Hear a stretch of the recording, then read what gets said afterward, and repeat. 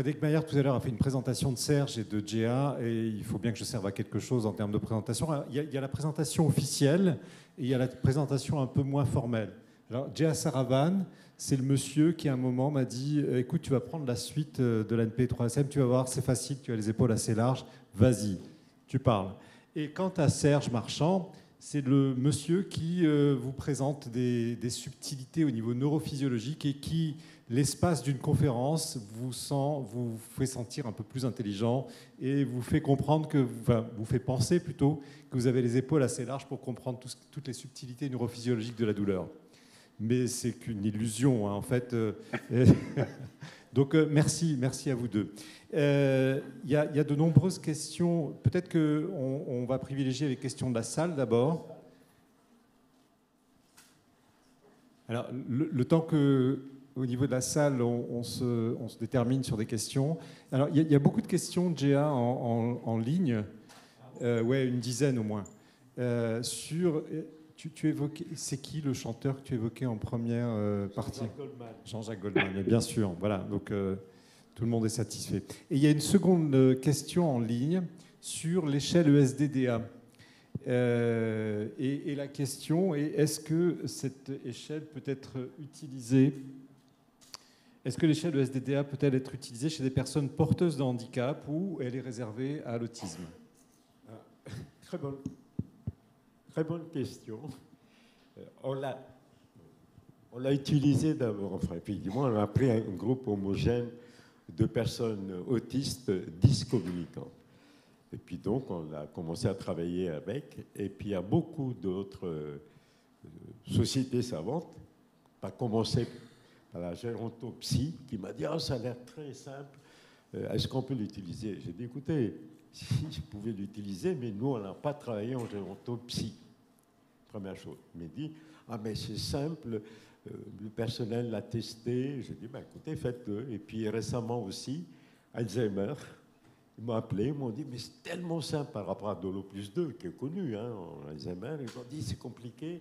Là, on arrive à faire des choses extraordinaires. » J'ai dit « Dites-le quand même, que ça n'a pas été... » Donc, c'est parti maintenant. Alors, je peux vous dire,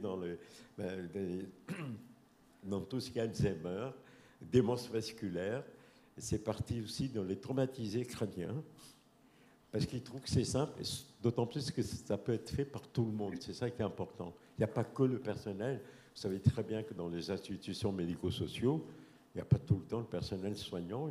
C'est plutôt les éducateurs, les travailleurs sociaux, les AMP qui sont en permanence. Donc, ils utilisent. Alors, juste, j'ai oublié de vous dire, on a commencé comme ça avec cette échelle. Et vous savez, on parle beaucoup de la recherche participative. Vous êtes au courant. Ça vient d'ailleurs des pays anglo-saxons, aussi du Québec. On a lancé maintenant une étude, une recherche participative avec les volontaires sur cette échelle ESDDA. Et je suis en train de le combiner avec une échelle comportementale. Et je peux vous dire, on a des résultats extraordinaires. Avec c'est une échelle qui vient d'ailleurs du Québec, BPI et l'ESDDA.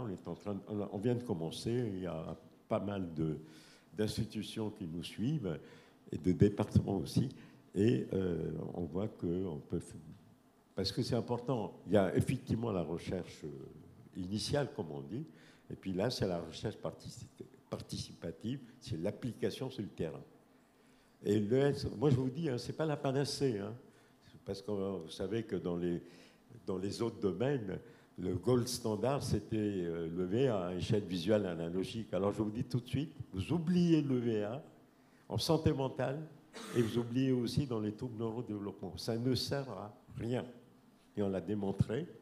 Donc, dans les recos, y compris en santé mentale, le CNU Psychiatrie, le Conseil national universitaire de psychiatrie, dans leur recos, ils ont bien marqué le VA ne sert à rien.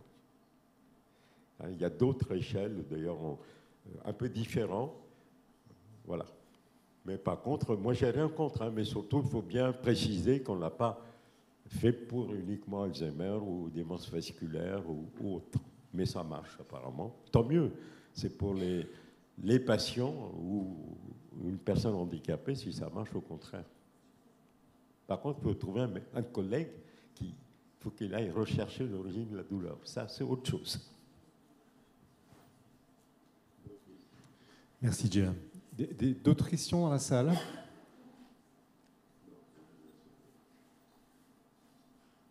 Je vais en profiter alors. Peut-être une question pour Serge. De ce que j'ai entendu de ton exposé, Serge, on est en mesure maintenant de proposer des traitements justement sur mesure en fonction de telle situation clinique, quasiment du sur-mesure pour chaque patient. Est-ce que de ton expérience, c'est une science, enfin la science du ciblage du traitement est répandue, est utilisée en pratique clinique justement?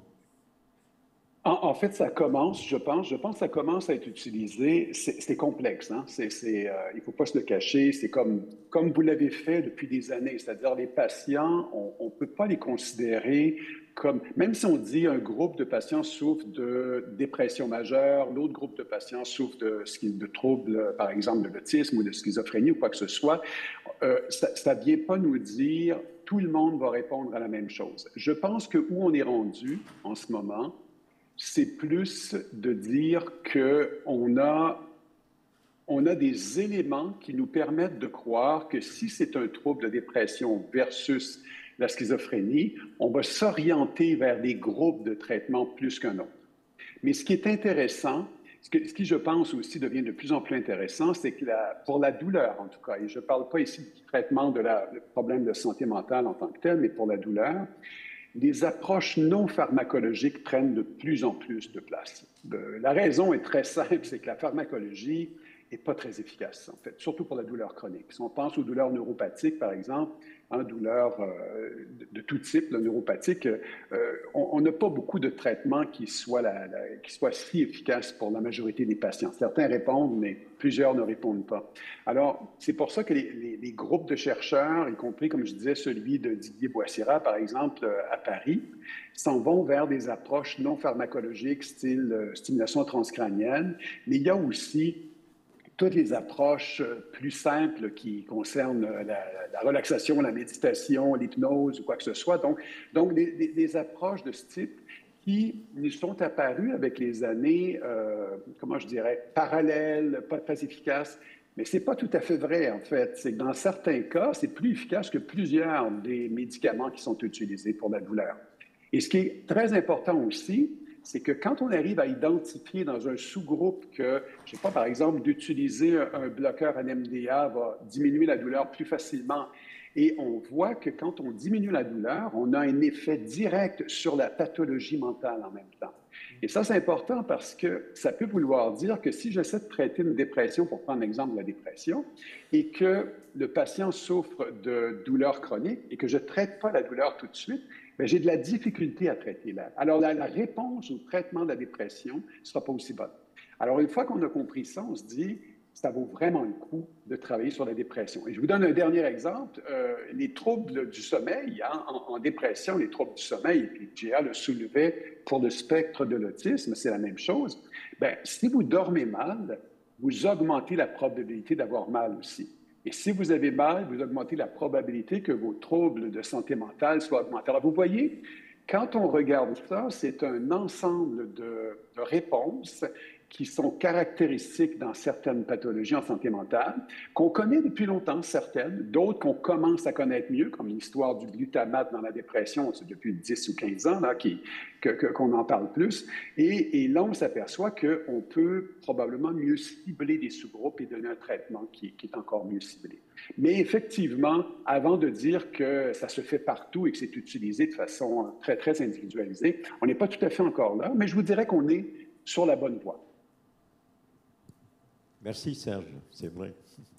Mais tu as raison hein, d'insister sur le traitement non pharmacologique. Hein. Je crois que c'est important, que ce soit d'ailleurs en santé mentale et également dans les TND. On en parle de plus en plus, c'est pas les bourrées de traitements, pas vrai qui ne servent à rien, je dirais. Des questions dans la salle? Bon, s'il n'y en a pas. Si vous n'avez pas de questions... C'est bon? Bon, Serge, Merci beaucoup. Merci, Serge. Mes Merci, amitiés à tout le Gérard. monde. Hein? Merci à tous les deux. Non. Ah, ben merci à vous deux. C'est toujours un plaisir. J'ai hâte de vous revoir en personne. Et puis, ben, je salue tout le monde et ça a été un plaisir de vous parler du Québec. Alors, bonne fin de session et à une prochaine, j'espère. Merci Serge, hein. On a travaillé ensemble. Merci beaucoup, on va Serge. continuer. Au revoir tout le monde.